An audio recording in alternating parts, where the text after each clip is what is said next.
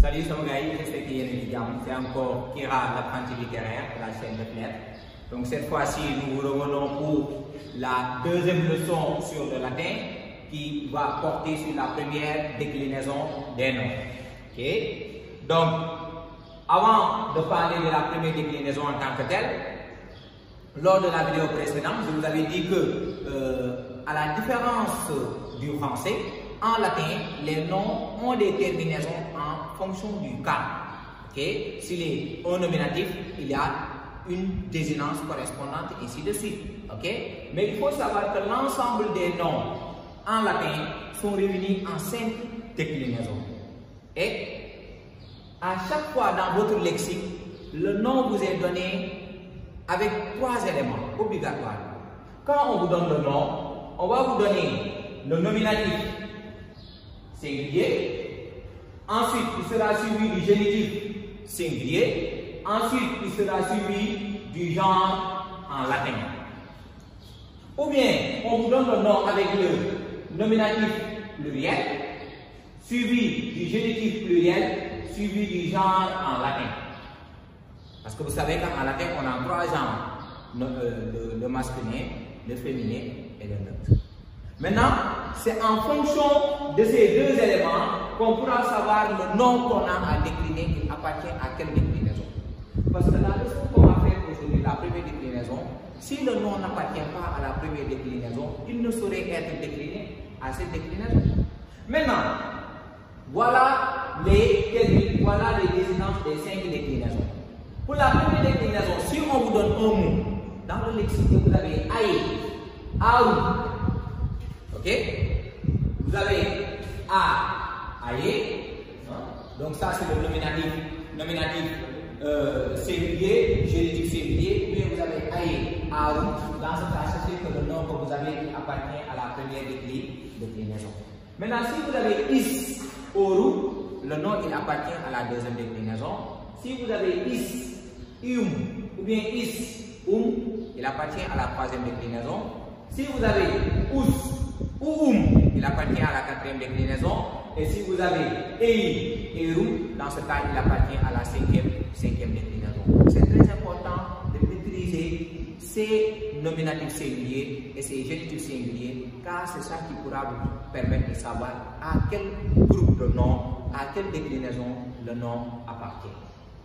Maintenant, si nous savons que le nom il appartient à la première déclinaison, comment essayer de le décliner?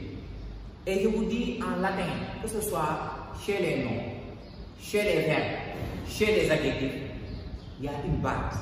La base c'est quoi? C'est de trouver son radical. Si vous n'arrivez pas à trouver votre radical en latin, que ce soit chez les noms, les adjectifs, le verbe, vous n'irez pas loin en latin. Le radical d'abord. Maintenant, il faut chercher le radical du nom de la première déclinaison avant de pouvoir ajouter des désinences. Comment on cherche le radical? On prend le génitif singulier et on enlève le aïe, tout simplement. Ou bien on prend le génitif pluriel et on enlève le aou. Tout dépend de ce qui nous est donné dans le lexique. Je prends un exemple. Vous avez fait Rosa, je ne vais pas prendre Rosa parce que dans votre cahier, la Rosa, je prends Filia. Filia, aïe, féminin, la fille. Là, ok, Filia, aïe, féminin, la fille. Là, je sais que j'ai le nominatif singulier. Là, j'ai le génitif singulier. Les féminins en latin. Maintenant, comment trouver le radical? Je prends filiae. Et j'enlève tout simplement le aïe. Une fois que j'enlève le aïe, j'ai mon radical. Ok? Maintenant, une fois que tu as ton radical, tu vas mettre le radical à tous les cas, au singulier et au pluriel. Tu mets uniquement le radical. Et une fois que tu mets les radicales, tu mets les désinences correspondantes. On a am, aïe, a. Et quand c'est le pluriel, on a aïe, as, aou, is. Sûrement, madame, pour le nominatif, elle va mettre à bref et ici, elle va mettre à long.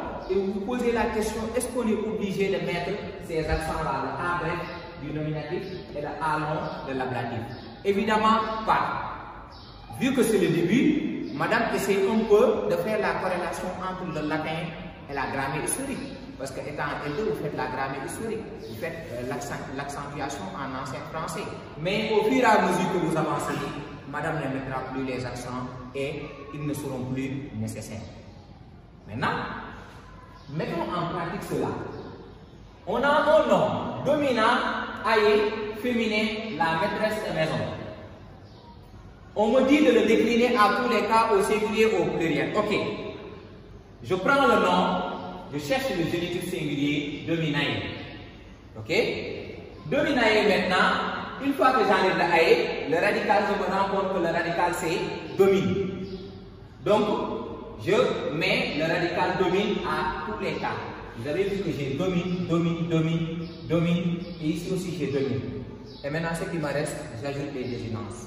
A, am, aïe, a. Aïe, as, a, is. Nos premières déclinaisons, vous devez dire, ni donne désinences. C'est ça.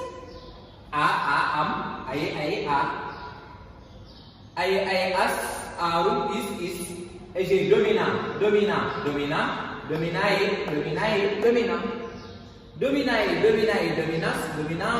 dominis. Ok? Donc là, voilà comment ça se passe en pratique pour décliner un nom de la première déclinaison au singulier et au pluriel. Cependant, il y a une chose très importante à savoir. Dans la vidéo précédente, je vous avais dit qu'en latin, on a 3 genres. N'est-ce pas? Le masculin, le mot peut être masculin en latin. Le féminin, le mot peut être féminin en latin. Et le neutre. Maintenant, ce qui fait la spécificité de la première déclinaison, c'est que la première déclinaison possède à 99% des noms féminins. Ok? Cependant, il possède 1% de noms masculins et 0% de noms neutres. Autrement dit, la première déclinaison ainsi que la cinquième déclinaison ne possèdent pas de noms neutres. La première déclinaison est à dominance féminine. Que le nom en latin soit masculin ou féminin, l'essentiel c'est qu'il est de la première déclinaison qui se décline de la même manière.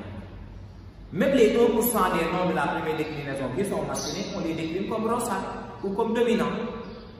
Je prends un exemple, on a agricola. Agricola, aïe, masculin, qui signifie le paysan. Et ce qui fait le charme du latin en quelque sorte. Vous savez qu'en français moderne, on a agriculteur. Un agriculteur, quelqu'un qui cultive la terre. Mais si nous avons fait le latin dans les classes précédentes, automatiquement on sait que agricola vient